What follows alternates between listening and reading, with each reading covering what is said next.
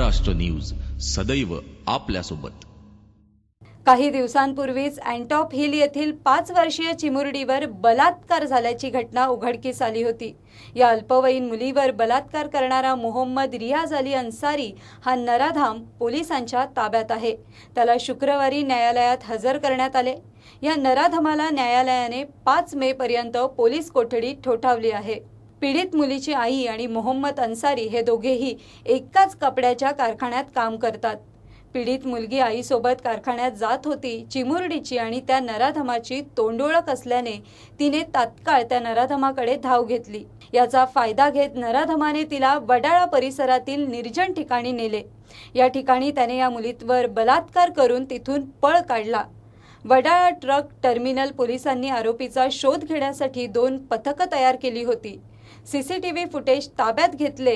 पोलिसांनी आरोपींचे रेखाचित्र तयार केले होते।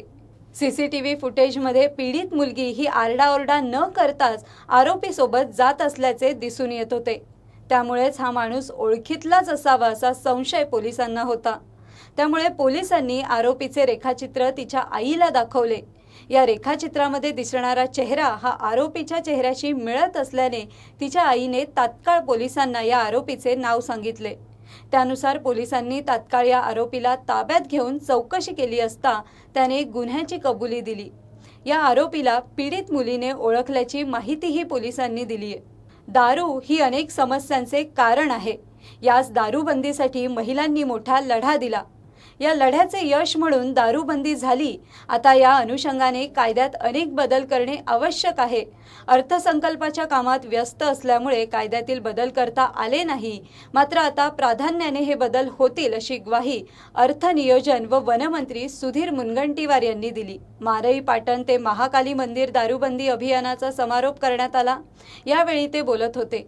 दारूबंदी चळवळीच्या वतीने मुनगंटीवार यांचा डॉक्टर राणी बग यांच्या हस्ते सत्कार करण्यात आला। त्यावेळी अनेक मान्यवरही या कार्यक्रमासाठी उपस्थित होते। दारूबंदीचा निर्णय शासनाने घेतल्याबद्दल आभार व्यक्त करणारी स्वाक्षरी पुस्तकेही यावेळी मुनगंटीवार यांना देण्यात आली। या पुस्तकात महिलांच्या स्वाक्षऱ्या आहेत।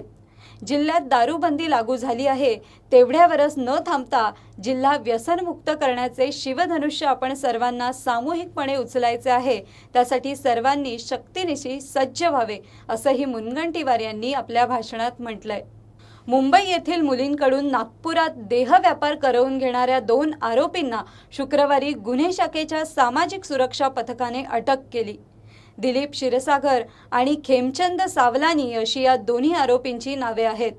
यावेळी मुंबई येथील कांदिवली आणि नालासोपारा येथील रहिवासी असलेल्या तेथील दोन्ही मुलींची तेथून सुटका करण्यात आली। दिलीप क्षीरसागर आणि खेमचंद सावलानी हे दोन्ही आरोपी मुंबई येथून मुली आणून त्यांच्याकडून नागपुरात देहव्यापार करतात अशी माहिती पोलिसांना मिळाली होती। प्रत्येक मुलीला दर आठवड्याचे 30 ते 50 हजार रुपये देऊन त्यांच्याकडून देहव्यापार करवून घेतला जात होता। परंतु आरोपी चाणाक्ष असल्याने ते दर 2 महिन्यात त्यांची राहण्याची जागा बदलत असत।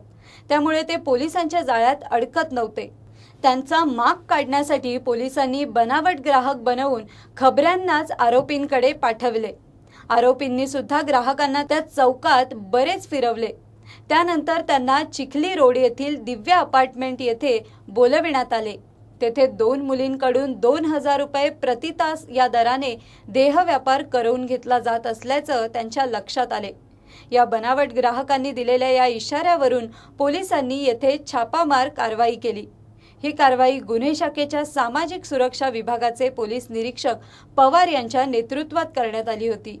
महाराष्ट्राचे आधुनिक वाल्मिकी गदी माडगुळकर यांचे आटपाडी तालुक्यातील शेटफळे येथील स्मारक गेली 6 वर्ष अर्धवट स्थितीत उभे आहे। स्मारकासाठी ग्रामस्थ आणि साहित्यप्रेमींनी तब्बल 23 वर्ष शासनाबरोबर संघर्ष करूनही अद्याप स्मारक पूर्ण होऊ शकले नसल्यामुळे ग्रामस्थ आणि साहित्यप्रेमींमधून तीव्र नाराजीचा सूर उमटत आहे। महाराष्ट्राचे आधुनिक वाल्मिकी म्हणून ज्यांना राज्यभरात ओळखले जाते त्या गदी माडगुळकरांचा साहित्य विश्वात प्रचंड दबदबा होता। त्यांनी लावणीपासून गीत रामायणापर्यंत अनेक प्रकार सहजतेने हाताळले। त्यांच्या साहित्यामुळेच मांडेज जगाच्या नकाशावर पोहोचला। त्यांनी अखिल भारतीय साहित्य संमेलनाचे अध्यक्षपदही भूषवले होते। अशा या आधुनिक वाल्मिकीचे जन्मगाव शेटफळे. गदिमांनी केलेलं काम हे असंख्य लोकांच्या पर्यंत मराठी मुलकात पोचावं, मराठी मुलकाच्या बाहेर पोचावं आणि त्यासाठी स्मारकाचा विचार शासनासमोर मांडला. शासनानं तो मान्य केला आणि 2008 साली तो पुढे इमारत रूपानं खरे तर शासनानं आपलं काम पूर्ण केलं. पण काम पूर्ण होत असताना त्यात काही अपूर्णताही राहिली. ती अशी की त्याला कुंपण केलेलं नाही किंवा आता आज अभ्यासिका सुरू आहे पण बऱ्याचशा अपूर्ण गोष्टी आहेत. विजेची सोय, त्याच्यानंतर अन्य बऱ्याचशा गोष्टी अपुऱ्या आहेत. तर त्या पुऱ्या जर झाल्या तर स्मारकाला एक नवं सौंदर्य प्राप्त होईल. देशोदेशीचे पर्यटक इकडं विकसित अशा स्मारकाकडे पाहायला येतील. गदिमांच्या आठवणीतले ग्रंथ, त्यांच्या वापराच्या नेहमीच्या वस्तू, त्याच्यानंतर गदिमांचं हस्ताक्षर, अशा सगळ्या गोष्टी संकलित करण्याचा आमचा मनोदय असून हळूहळू तो नक्कीच यशस्वी होईल असा आम्हाला विश्वास वाटतो. यासाठी मात्र शासनानं आणि समाजातल्या साहित्यप्रेमी मंडळींनी ह्या स्मारकासाठी सहकार्य करण्याची गरज आहे. ग्रामस्थ आणि माणदेशातील साहित्यप्रेमींनी 1992 मध्ये त्यांच्या या जन्मगावी पहिल्यांदा गदी माडगुळकर जन्मदिनी पारावरील मेळाव्यांची सुरुवात करून स्मारकाची शासनाकडे मागणी केली होती. त्यासाठी सतत पाठपुरावाही केला. लोकप्रतिनिधींपासून मंत्र्यांपर्यंत भेटी घेऊन स्मारकाची मागणी केली. ग्रामस्थांच्या प्रचंड संघर्षानंतर या स्मारकाला शासनाने मंजुरी दिली. आधुनिक वाल्मिकी गदी माडगुळकर यांचं स्मारक 2008 साली जे पूर्ण झालं, पण पूर्ण अवस्थेत नसताना त्यावेळचे काही काँग्रेसचे मंत्रिमंडळ, आमदार सर्वांनी या स्मारकाचं उद्घाटन केलं. अपूर्ण अवस्थेत असताना उद्घाटन झाल्यानंतर आम्ही त्यांना अनेक वेळा पाठपुरावा केला पूर्ण करण्यासाठी. त्यांनी आश्वासन दिलं होतं की आम्ही सत्तेवर आहोत, आम्ही पूर्ण करू. प्रत्यक्षात आज अखेर हे स्मारक अपूर्ण अवस्थेत आहे. अनेक वेळा गावातील लोकांनी एकत्र येऊन हे स्मारक पूर्ण करण्यासाठी काही शासकीय प्रतिनिधी, काही पदाधिकारी, आमदार, मंत्री यांच्याकडे पाठपुरावा केलेला आहे, कागदपत्रही पाठपुरावा केलेला आहे, परंतु त्यात यश आलेलं नाही. 2008 मध्ये स्मारकाचे काम सुरूही केले. स्मारकाची इमारत पूर्ण झाली होती, मात्र त्याचे कंपाऊंड, घाट, बगीचा, पुतळा, वाचनालय आदी स्वरूपाची कामे झाली नसतानाही केवळ विधानसभा निवडणुकीच्या तोंडावर ग्रामस्थांचा विरोध असतानाही अर्धवट स्मारकाचं भव्य उद्घाटन सोहळा झाला. त्यानंतर आज अखेर या स्मारकाकडे कुणीही लक्ष दिलं नाही.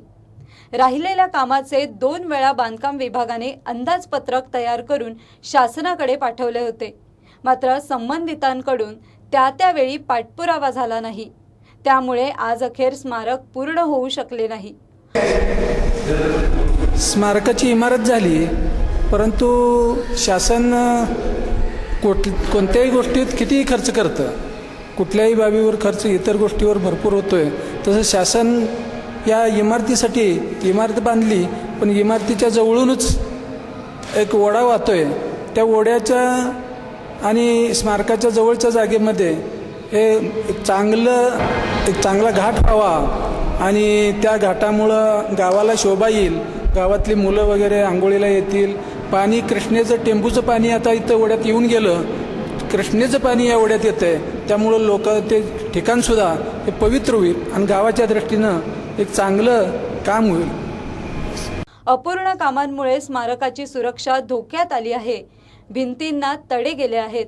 खिडक्या आणि दरवाजांच्या काचा फुटल्या आहेत. आजूबाजूला घाणीचे साम्राज्य पसरले आहे. गावातील काही मंडळींनी लोकवर्गणी काढून येथे वाचनालय सुरू केले आहे. त्याचा येथील विद्यार्थी लाभ घेत आहेत. सध्या सत्तेवर असलेल्या फडणवीस सरकार तरी याकडे आता लक्ष देईल का? या सरकारकडून तरी गावकऱ्यांना आणि साहित्यप्रेमींच्या अपेक्षा पूर्ण होतील का? हे प्रश्न सध्या तरी अनुत्तरितच आहेत.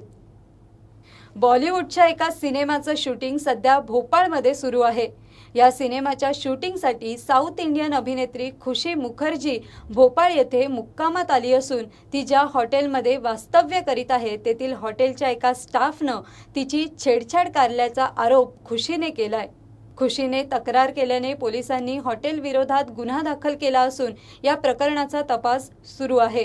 सिनेमाच्या शूटिंगसाठी खुशी 15 दिवसांपासून भोपाळमध्ये वास्तव्य करीत आहे.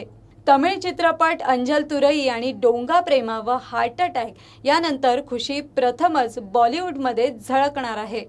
आता वेळ झाली आहे इथेच थांबण्याची. तुम्ही पाहत रहा गर्जा महाराष्ट्र न्यूज, सदैव आपल्यासोबत.